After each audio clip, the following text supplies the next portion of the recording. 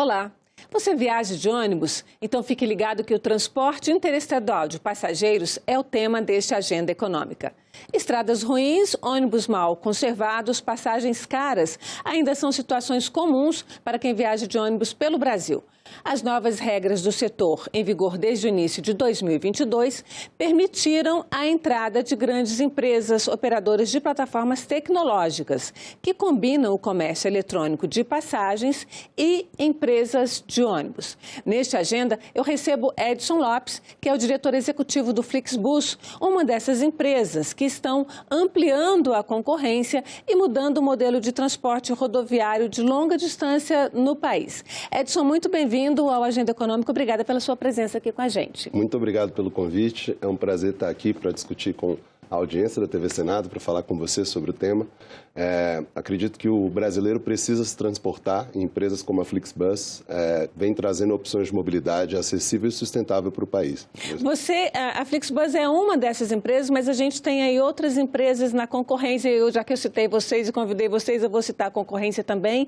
Tem a BlaBlaBus, tem uma outra, ClickBus, tem algumas já nesse mercado que estão fazendo a concorrência com as tradicionais brasileiras. O que é que vocês trazem de inovação, efetivamente, pelo menos na questão, vamos começar pelo preço das passagens, que é a grande promessa, é baratear. E depois eu queria que você explicasse como é que vocês operam esse sistema. Legal. Eu vou inverter um pouco a ordem da resposta para falar sobre que tipos de players a gente tem nesse mercado, né? Que tipos de jogadores estão no mercado de transporte rodoviário. Existem plataformas muito boas, inclusive no Brasil, de venda de passagem, que são integradas com as empresas de ônibus tradicionais e que vendem passagens para elas, obviamente, tendo uma comissão do usuário e uma comissão da empresa. Elas não entram, de fato, no dia a dia da operação. Existem modelos novos, um deles é o fretamento colaborativo, que vem sendo operado por um dos nossos concorrentes, que não é o nosso modelo. E existe o modelo da Flixbus, que é um modelo que combina a operação de transporte regular, ou seja, regulamentada pela ANTT, trabalha em parceria com operadores de transporte regular e que traz para o consumidor final uma opção mais tecnológica, mais moderna e mais acessível. E aí a gente entra no acessível, falando de preço, que é o ponto que você colocou. Existem mitos e verdades. Não é que nós somos consistentemente a empresa mais barata, não necessariamente. O que nós fazemos é precificar de forma correta. Passageiro de ônibus compra passagem muito em cima da hora. Quando você vende passagem com antecedência, você consegue vender com um desconto consideravelmente relevante perante as outras empresas. E não deixa de ser um mercado que tem uma oportunidade de reduzir os preços apenas pela entrada de novos competidores. Esse mercado foi preservado com alguns grupos econômicos operando 80%, 90% da economia do setor de transporte rodoviário interestadual durante muitos anos. Então, a entrada de novos operadores por si só representa uma oportunidade de melhorar a qualidade e de, obviamente, reduzir os preços, já que vai trazer mais eficiência e um estímulo maior para atingir o passageiro. Então, nós não baixamos preços só por baixar, como várias empresas com captação de recursos, enfim, de fundos, etc., fizeram. Nós já somos uma empresa lucrativa a nível global, né? Então, nós temos um modelo de negócio sustentável. Os preços são meramente uma estratégia de precificação e marketing que funciona em 40 países e que trazem a oportunidade para o consumidor brasileiro de viajar mais barato. Então, eu gostaria de aí entrar um pouquinho mais nesse modelo de operação que você falou de outros países, já está vindo de outros países. Eu conheci a empresa, o trabalho da empresa e de outras empresas do mesmo modelo fora do Brasil, e a gente vê que lá elas operam muito nesse modelo de venda online, né? Não é o padrão que a gente está acostumado aqui no Brasil, das pessoas irem até a estação rodoviária, comprar a passagem, compra-se a passagem com antecedência. Como é que funciona? O que é essa empresa? O que é esse modelo? Vocês são uma empresa, uma plataforma tecnológica ou vocês operam também, são uma empresa de transporte de ônibus, como a gente diz no popular, ou vocês são as duas coisas? Nós somos as duas coisas.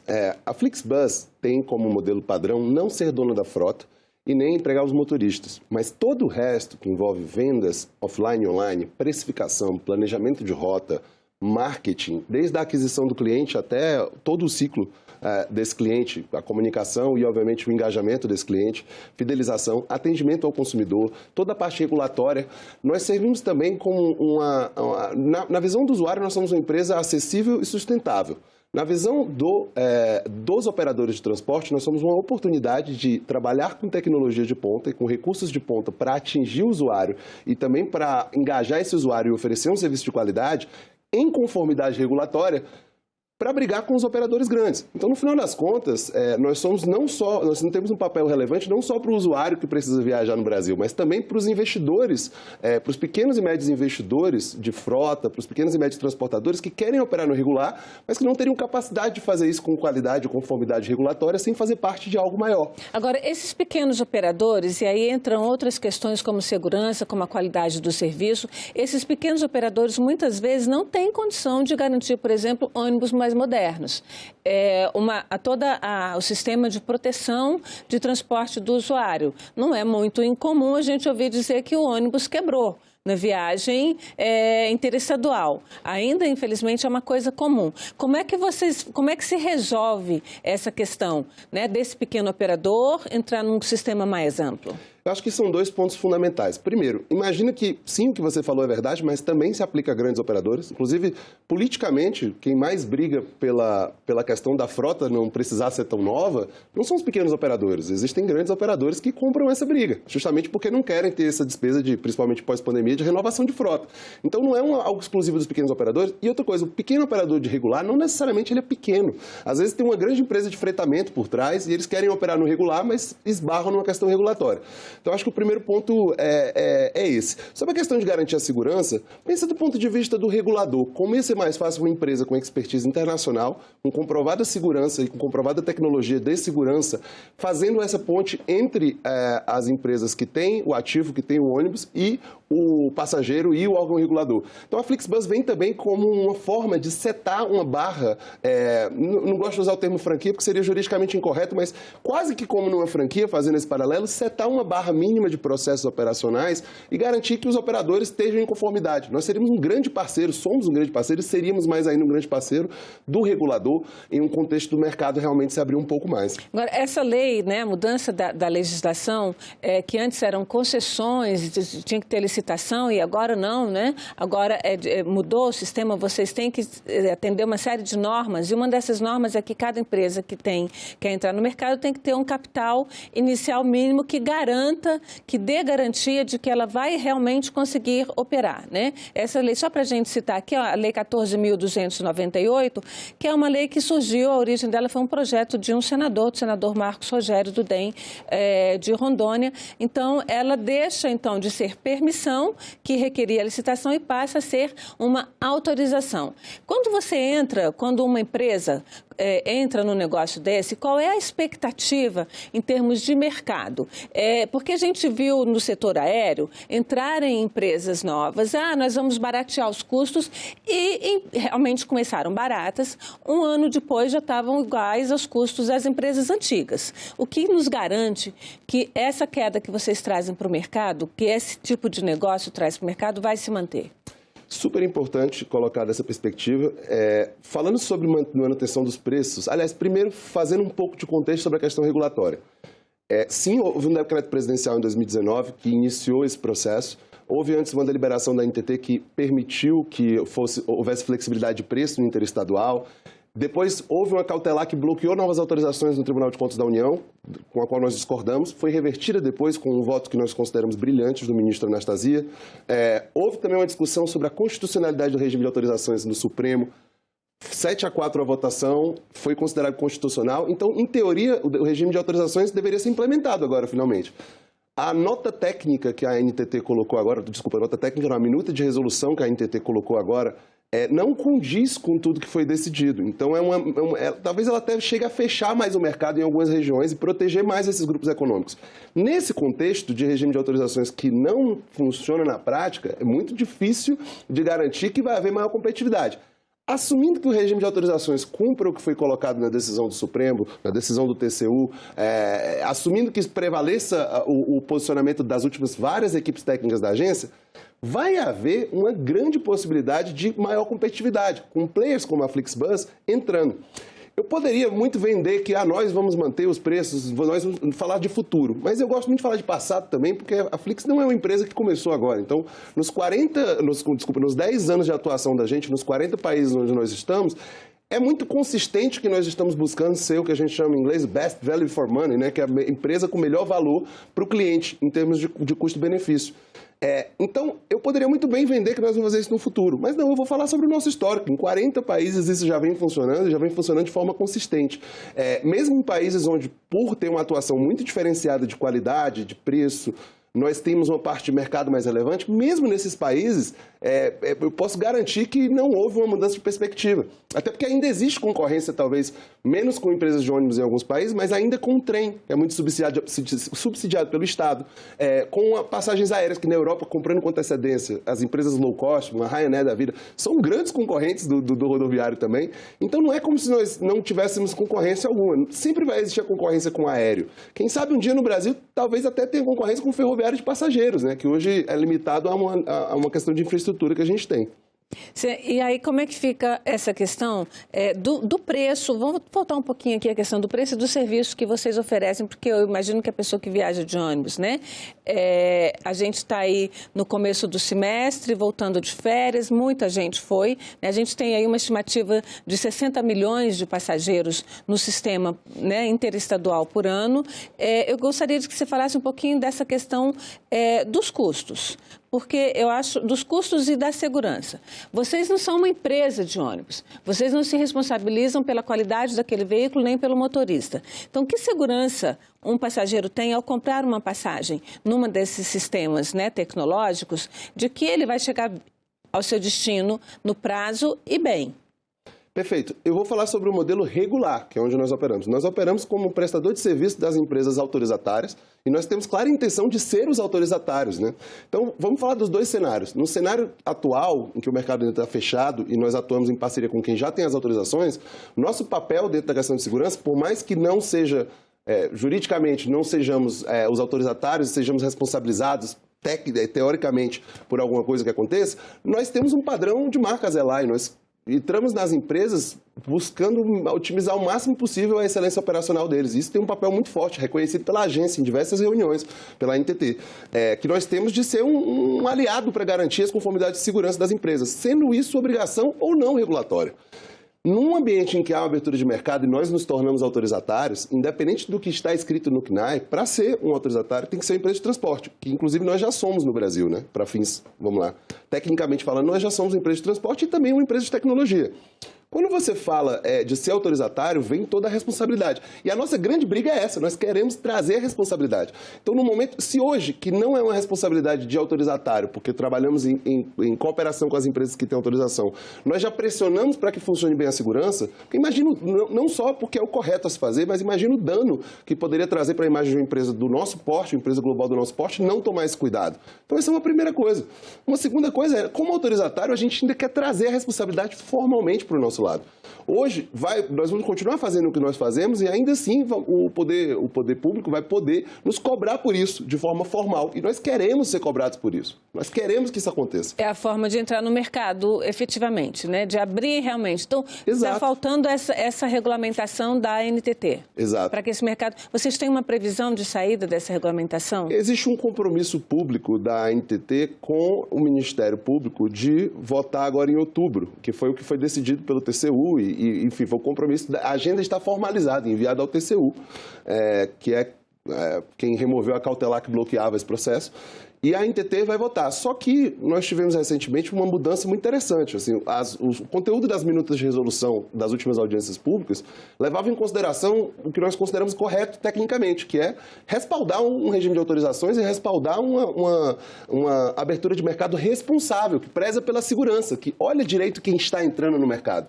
Mas a última minuta de resolução, depois de todo esse processo com o Supremo, TCU, votação no Congresso, nas duas casas, sanção do presidente da lei, projeto de lei 3819, que virou a lei 14.298, depois de tudo isso, a nova minuta de resolução da NTT fala sobre limitar a concorrência mais do que abrir o mercado. Fala sobre viabilidade operacional econômica das linhas, limitar o número de concorrentes, abrir janelas anuais.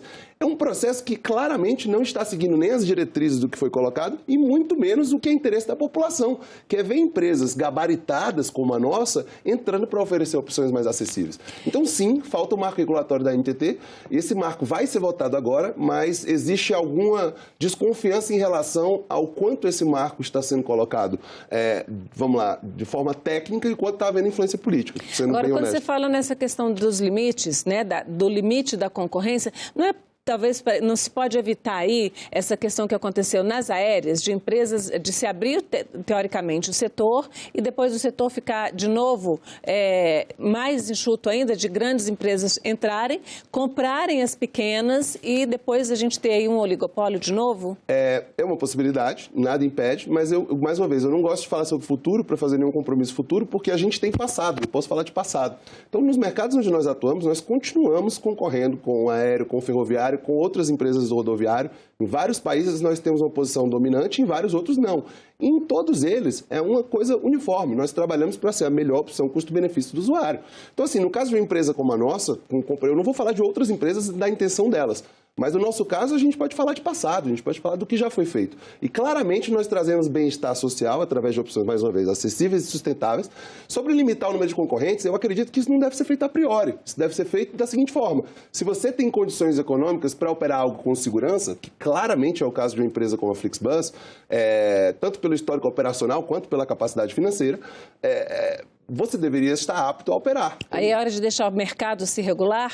É hora de deixar o mercado se regular, mas pensar na segurança do usuário, pensar no direito do consumidor, pensar na manutenção das gratuidades, que é tão importante no transporte regular. Eu queria perguntar isso também, né? Vocês fazem vendas, tudo em plataforma, né, da internet, e a gente tem essas pessoas mais simples, mais pobres, que têm menos grau de leitura, muitos não têm nenhum nível de leitura e precisam ir lá na rodoviária comprar sua passagem. No caso das pessoas com deficiência, elas precisam exercer o seu direito legal, né, de receber o seu transporte de forma gratuita. Pessoas pobres, acima de 60 anos também. Como é que fica, dentro da equação de preço de vocês, essa quantidade grande, que é uma coisa que se reclama muito, que as empresas tradicionais reclamam muito, que as passagens são caras porque tem um grau muito grande de gratuidade obrigatório previsto em lei. Como é que fica essa questão? Primeiro de tudo, nós não vendemos só online, tá? Porque é uma obrigação regulatória vender offline. Então, é só importante corrigir essa informação. Nós vendemos nos guichês porque as empresas autorizatárias com as quais nós trabalhamos têm essa obrigação e nós concordamos que no Brasil, vender offline não é só uma oportunidade econômica, é uma necessidade para dar acesso a essa população. Nós bloqueamos os assentos exatamente como a lei pede para cada uma das gratuidades de idoso, de jovens estudantes e etc. Nós fazemos tudo isso em conformidade. Tanto é que não existe nenhum processo agora relevante, como assim, todas as empresas podem até ter tido uma situação de exceção, mas no nosso caso, nós olhamos para isso de forma muito atenta e nós defendemos. Em momento algum tivemos qualquer posicionamento contra a gratuidade. No julgamento do Supremo Tribunal Federal sobre o tema de gratuidade, ao contrário de se posicionar como a indústria tradicional em alguns momentos, tentando limitar o escopo das gratuidades, nós não nos posicionamos. Nós acreditamos que isso tem que ser decidido pelo Congresso, isso tem que ser votado no Supremo, e nós vamos respeitar o que quer que seja decidido na questão de gratuidades. Existem outros modelos novos que não têm essa necessidade porque eles não operam no regular. No nosso caso, nós temos a necessidade de cobrar os autorizatários e nós fazemos isso de forma muito próxima. E num futuro não tão distante, por que não desenvolver uma tecnologia que permita o acesso à gratuidade online? Para que aquela pessoa que pode ter a gratuidade não precise se locomover numa cidade como São Paulo, tão grande, até a rodoviária para ter acesso a isso. É algo que, se for uma obrigação regulatória ou não, a gente pode cogitar para o futuro. Nós temos interesse em construir algo que é diferenciado para a população e que respeita a regulamentação. Como é que fica a questão dos trabalhadores, né? Porque eu conheci esse sistema fora do Brasil, como eu já falei antes, e lá tinha uma questão envolvendo aí os rodoviários, né? Que não se sentiam bem atendidos do ponto de vista trabalhista, né? Os motoristas não se sentiam bem atendidos nesse ponto de vista por essas grandes empresas que estavam chegando no mercado. Tinha uma baixa de salário, tinha falta de algumas garantias trabalhistas. Como é que é essa questão do lado do trabalhador que vai trabalhar com vocês, do motorista de ônibus especificamente? Eu acho interessante colocar primeiro que os motoristas, no nosso modelo, como eu descrevi, nós somos uma empresa, não existe a polêmica que existe nos aplicativos de transporte urbano e de entrega, porque não é uma relação direta nossa com os motoristas. No final das contas, os motoristas são funcionários das transportadoras que operam em parceria com a gente. Seja no modelo em que nós nos tornaremos autorizatários ou não, nós não temos posse da frota e não empregamos os motoristas. E é isso que permite a dinâmica do nosso modelo funcionar tão bem. Nós conseguimos cobrar a questão de qualidade, conseguimos dar suporte para essas empresas treinarem os motoristas, toda a questão da qualidade, mas nós não empregamos eles diretamente. Então, os motoristas, nós temos certeza que eles são empregados CLT e que as empresas respeitam 100% dos direitos deles, porque nós fazemos questão que isso aconteça, mas nós não temos participação como empregadores. É uma briga bem diferente. E eu não tenho conhecimento de histórico na Europa de situações em que nós fomos confrontados de forma pública ou de situações complexas com a questão trabalhista, tá? Então, assim, na Alemanha, inclusive, não é um tema, e tudo que é trabalhista vira uma questão lá, né? Na França, então, nem se fala. E não é um tema que foi levantado em nenhum ponto, em nenhum momento recente de discussão regulatória. Inclusive, eu sei que os motoristas em Portugal, por exemplo, são muito bem remunerados. É um país que remunera muito bem os motoristas de ônibus comparado com outras profissões. E mesmo tendo esse custo adicional para os operadores, o nosso modelo, mesmo com os preços baratos, se torna viável. E nós temos um ótimo relacionamento com os operadores lá. Então, assim, existem temas muito em alta agora. Eu acredito que tem que ser ouvida a visão do trabalhador, tem que ser ouvida a visão dos sindicatos, tem que ser ouvida a visão das empresas e chegar num consenso sobre o que é o futuro do trabalho. Eu acho que isso afeta muito menos a Flixbus, porque os funcionários já são CLT, os motoristas das empresas com as quais nós trabalhamos. Vamos falar um pouquinho, você falou em diversos momentos, você usou a palavra sustentabilidade, e esse é um tema que não dá para a gente deixar de lado, muito pelo contrário. Como é que a gente está falando de ônibus, né? Movido a diesel, é o combustível mais poluente, né, dos combustíveis fósseis em termos de transporte, é o diesel. Como é que faz? Existe uma possibilidade de novidade nesse setor mesmo? Porque você falou, e eu sei também, né, vi no material de vocês, que vocês têm, por exemplo, em outros países, operam trens. Empresas tão grandes assim, não teriam interesse de entrar nesse modal de trem, de transporte de passageiros interestadual no Brasil? Muito legal a pergunta. Eu vou falar de 2 pontos. Primeiro, sobre a questão do ônibus como uma forma de reduzir a emissão de CO2. Primeiramente, assim, quando você fala de reduzir, o passageiro usando um carro próprio ou usando um avião, se você estiver falando do combustível diesel, realmente no caso do ônibus, nosso relatório ESG recente mostrou que pode ter uma redução per capita por quilômetro na emissão de CO2 no ônibus em relação ao avião de quase 90%. O trem ele é menos poluente do que o avião, mas ele ainda é mais poluente do que o ônibus. Por quê? Porque, no geral, você tem, obviamente, trens elétricos, etc., mas existe muito de ferrovia que ainda tem emissão. Então, no final das contas, o trem não é tão limpo quanto a gente pensa. E aí o nosso relatório ESG fala muito sobre isso. Quando a gente fala sobre projetos futuros, a gente tem muita questão de... A gente está testando linhas com ônibus elétricos, a gente está testando, enfim, motor a hidrogênio, etc. São coisas que a gente está fazendo, mas pensando no futuro, porque ainda não existe viabilidade para amplificar isso, notavelmente no Brasil, mas também lá fora. Quando fala de pensar em entrar em trem, claro, a gente tem total interesse quando houver uma infraestrutura no Brasil e as primeiras oportunidades de trabalhar com trem de passageiro, de trazer o nosso modelo, que também é de baixo custo e também pensa na sustentabilidade. Todos os valores se mantêm os mesmos.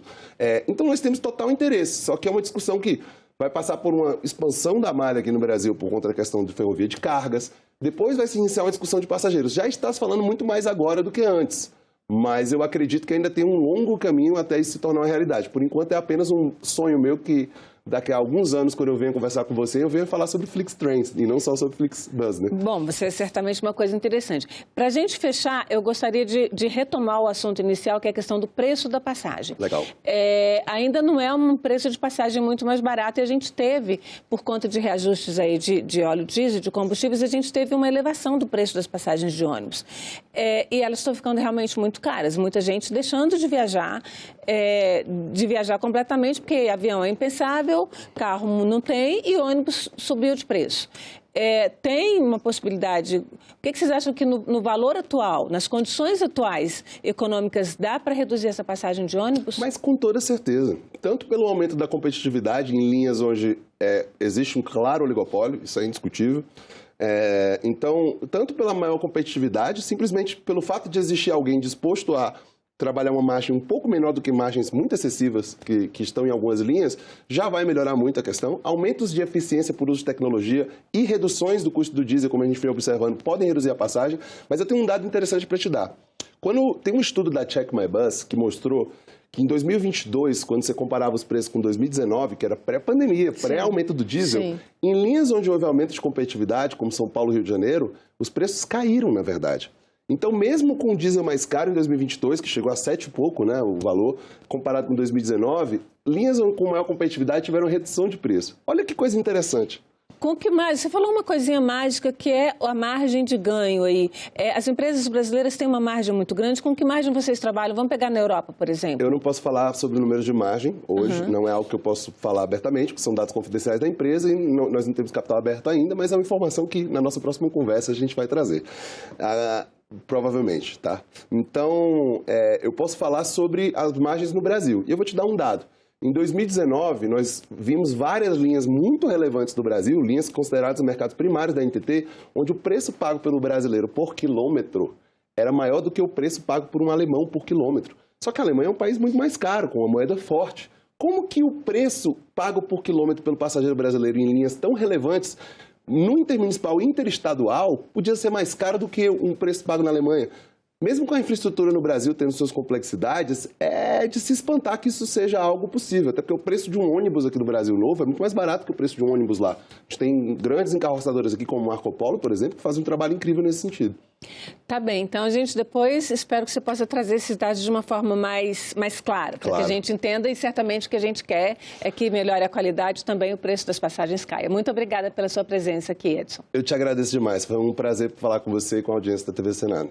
E agradeço também a você que nos acompanhou até aqui. Se você está ligado na TV, siga com a nossa programação e na internet escolha o que quer ver de acordo com o seu momento. Estamos no site senado.leg.br/TV e no youtube.com/TV Senado. Além de política e economia, nossa programação tem cultura, educação e cidadania para você. Aproveite e se inscreva no canal da TV Senado no YouTube e garanta seu acesso à informação de qualidade. Até a próxima Agenda Econômica.